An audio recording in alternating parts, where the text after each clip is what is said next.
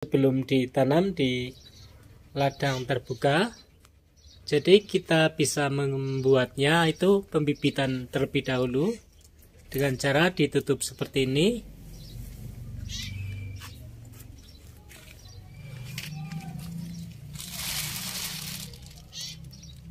Assalamualaikum warahmatullahi wabarakatuh, teman-teman dan para pemirsa. Membuat bibit labu siam agar tidak busuk itu sebenarnya bisa dilakukan dengan cara yang cukup mudah. Yang penting kita tahu caranya. Nah, seperti yang di sana itu. Jadi yang pertama kita bisa pilih buah labu siamnya tersebut dari jenis labu siam yang cukup bagus, karena labu siam itu ada bermacam-macam jenis. Nah, kemudian caranya yaitu kita pilih, sebaiknya itu cari buah labu siam yang sudah cukup tua.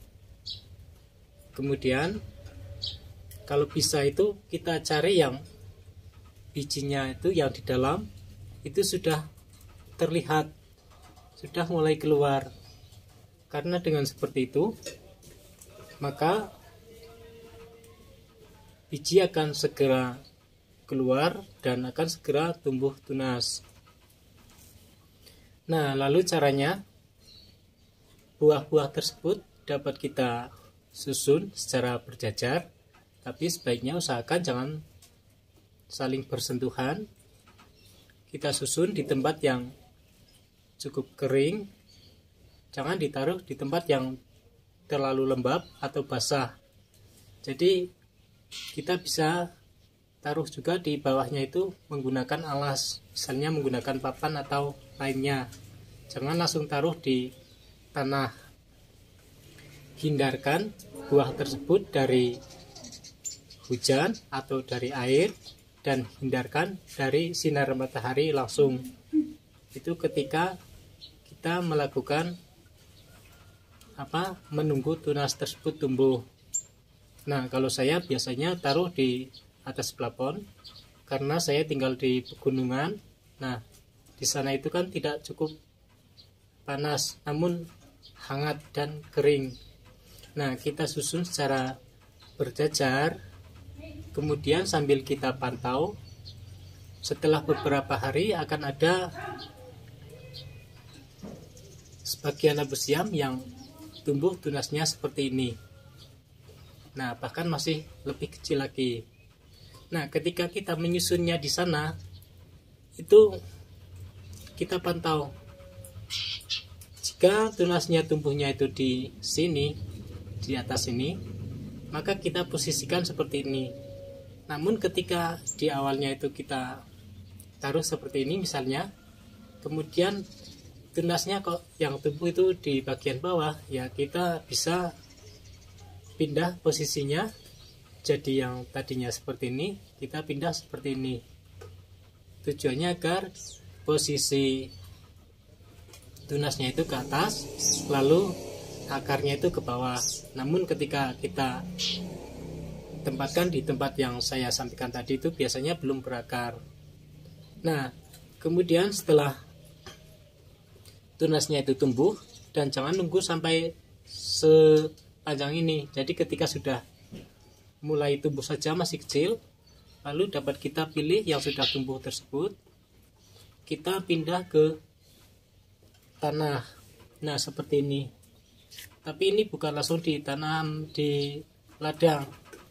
Artinya saya buat pembibitan terlebih dahulu seperti ini.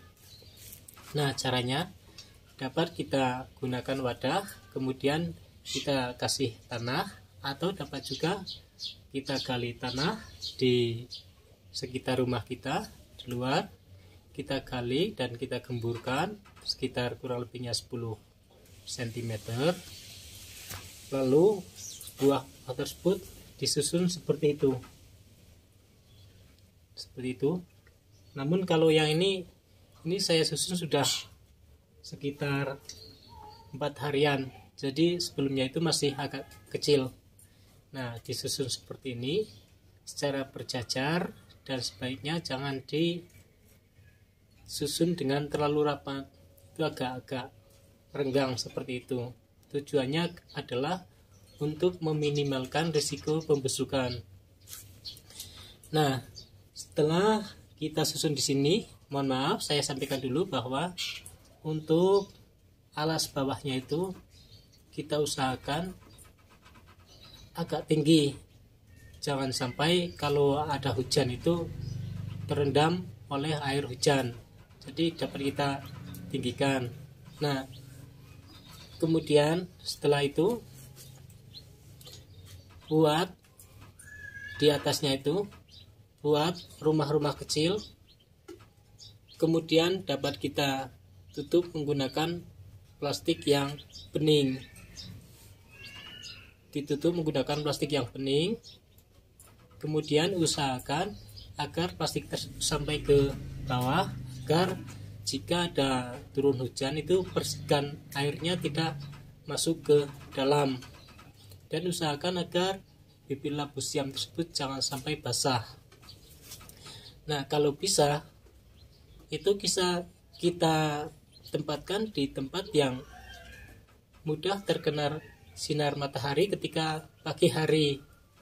Nah, caranya penutup ini, plastik ini dapat kita buka ketika pagi hari setelah terpapar oleh sinar matahari beberapa jam saja, jangan terlalu lama. Ya, paling lama itu ya 2 jam lah kalau bisa, atau malah 1 jam saja sudah cukup. Lalu kita tutup lagi itu ketika siang. Namun untuk bagian yang sisi kanan ataupun mungkin sisi kiri, kanan kiri itu ketika siang jangan ditutup rapat, agar kondisi udara itu di dalamnya tidak terlalu panas, karena kan udara dapat keluar masuk karena ada ruangan untuk sirkulasinya. Nah, seperti itu. Kemudian ketika sore menjelang malam hari ditutup rapat semua, antara ya pokoknya ditutup rapat kiri kanan depan belakang menggunakan plastik bening tersebut. Tujuannya adalah agar buah-buah tersebut tidak terkena oleh angin malam. Itu angin malam memang perlu diwaspadai. Jadi seperti yang saya sampaikan tadi, kita perlu menutupnya. Nah, kemudian apabila ada sebagian yang mungkin terserang oleh hama, biasanya itu ada ulat-ulat kecil, itu dapat kita semprot menggunakan racun, dapat menggunakan duspan atau sejenisnya. Dan ketika tanah ini sudah cukup kering, itu juga kita dapat menyiraminya dengan air yang bersih, namun jangan terlalu basah. Setelah itu kita tunggu beberapa hari sambil kita tetap ya telaten untuk selalu buka tutup plastiknya itu untuk menghindari angin-angin yang kurang baik untuk pembibitan tersebut.